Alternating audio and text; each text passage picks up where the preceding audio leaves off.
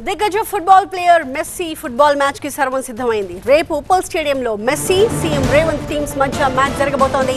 Match కోసం ముఖ్యమంత్రి Revanth Reddy full practice లో ఉన్నారు. మరోవైపు స్టేడియం దగ్గర రద్దీ ఏర్పడకుండా పోలీసులు కట్టుదిట్టమైన భద్రతా ఏర్పాట్లు చేస్తున్నారు. టికెట్లు పాస్లు ఉన్నవారు మాత్రమే స్టేడియంకి రావాలి, వారికి మాత్రమే అనుమతి ఉంటుంది అని చెప్పి రాచకొండ సిపి సుధీర్ బాబు చెప్తున్నారు. Pride to our city.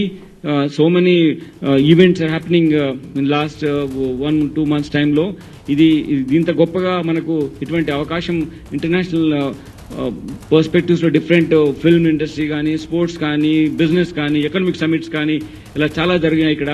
So that itself అటువంటి ఈవెంట్స్ మనకు చెప్తాయి how great Hyderabad city is. And then please maintain the dignity, decency and the restrictions which police is imposing for your own comfort.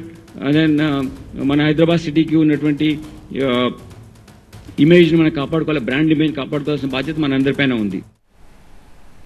ఇది పూర్తిగా private కార్యక్రమం. CM Revanth Reddy ఒక player హోదాలోనే match కి హాజరవుతున్నారు. Match ద్వారా రాష్ట్రంలో ఫుట్బాల్ వాతావరణాన్ని ప్రోత్సహించడం, యువతలో ఈ ఆటపై ఆసక్తిని పెంపొందించడమే ఈ మ్యాచ్ లక్ష్యం. ఈ ఈవెంట్ హైదరాబాద్ ని అంతర్జాతీయ స్పోర్ట్స్ హబ్ గా మార్చడంలో మైలురాయిగా నిలుస్తుంది అని నిపుణులు అంచనా వేస్తున్నారు. ఇక ఫలక్నుమా ప్యాలెస్ లో జరిగే Messi meet and greet special attraction గా మారబోతోంది. ఈ ప్రోగ్రామ్ లో మెస్సీతో కలిసి ఫోటోలు తీసుకునే అవకాశం కూడా ఉంది. అయితే ఒక్కొక్క టికెట్ ధర 10 లక్షల రూపాయలుగా నిర్ణయించారు.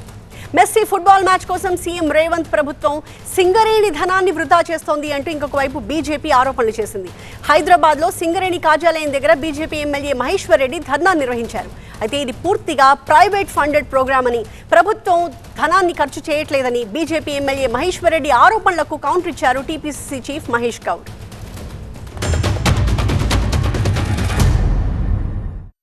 ఇచ్చిన ఏ ఒక్క హామీ నెరవేర్చని రేవంత్ ప్రభుత్వం ఈరోజు ఇంటర్నేషనల్ పబ్లిసిటీ పిచ్చి పట్టుకొని ఆ పిచ్చి పరాకాష్ఠకు చేరి ఈరోజు ఇంటర్నేషనల్ పబ్లిసిటీ కోసం మెస్సీని తీసుకొచ్చేసి హైదరాబాద్లో ఫుట్బాల్ ఆడి 5 నిమిషాలు ఆయనతో ఫుట్బాల్ ఆడడానికి రాష్ట్ర ప్రభుత్వం తరఫున 100 కోట్ల రూపాయలు ఖర్చు చేస్తున్నటువంటి రేవంత్ రెడ్డి ఈ డబ్బు ఏ డిపార్ట్మెంట్ నుంచి ఎంతెంత ఖర్చు చేస్తా ఉన్నావు, దేనికోసం ఖర్చు చేస్తా ఉన్నావో ఖచ్చితంగా ప్రజలకు వివరణ ఇవ్వాలని చెప్పి మేము కోరుతా ఉన్నాం. మెస్సీ కార్యక్రమం అనేది ఒక ప్రైవేట్ కాంట్రాక్ట్ వల్ల జరుగుతున్నట్టు కార్యక్రమం. దానికి ప్రభుత్వానికి సంబంధం లేదు. ఒక ప్రైవేట్ సంస్థ మెస్సీని తీసుకొచ్చి ఇక్కడ కార్యక్రమం చేస్తూ ఉంది. దాంట్లో ప్రభుత్వం ఒక గొప్ప స్టార్ వస్తున్నారు కాబట్టి సెక్యూరిటీ అరేంజ్మెంట్స్ కానీ ఇతరత్ర సదుపాయాలు కానీ ప్రభుత్వం కలుగజేస్తుంది. దాంట్లో ఏం తప్పేముంది? దాన్ని కూడా రాద్ధాంతం చేసే ప్రయత్నం బీజేపీ నాయకులు చేస్తూ ఉన్నారు. మా ప్రతినిధి ప్రణీత మరింత ఇన్ఫో ఇస్తారు. ప్రణీత, 2 విషయాలు. ఒకటి, పొలిటికల్ గా వస్తున్న విమర్శలకు సంబంధించి ప్రభుత్వం క్లారిటీ ఇచ్చింది. దానికి బీజేపీ రియాక్షన్ ఏ రకంగా ఉంది? On the other hand, Uppal stadium దగ్గర ఏర్పాట్లు ఏ రకంగా కనిపిస్తున్నాయి? ఎన్ని వేల టికెట్స్ సోల్డ్ అవుట్ అయ్యాయి? గతంలో ఇలాంటి ఘటనలు జరిగినప్పుడు కొన్ని అవాంఛనీయ సంఘటనలు జరిగాయి. ఇలాంటి ముఖ్యమైన సందర్భాల్లో అలాంటివి జరగకుండా ఎలాంటి ఏర్పాట్లు చేస్తోంది ప్రభుత్వం? సో తెలంగాణ ప్రభుత్వం మెస్సీ టూర్ని ఒక ప్రతిష్టాత్మకంగా తీసుకుంది. ఇందులో భాగంగానే మెస్సీ రేపు ఈవినింగ్ 4 o'clockకి శంషాబాద్ ఎయిర్పోర్ట్లో ల్యాండ్ అయిన దగ్గర నుండి తిరిగి ఆయన వెళ్ళే వరకు కూడా ఎక్కడ ఎలాంటి అవాంఛనీయ ఇష్యూ లేకుండా అటు పోలీస్ యంత్రాంగంతో పాటు ఇటు స్పోర్ట్స్ మినిస్ట్రీ నుండి కూడా అన్ని ఏర్పాట్లను అయితే సిద్ధం చేశారు.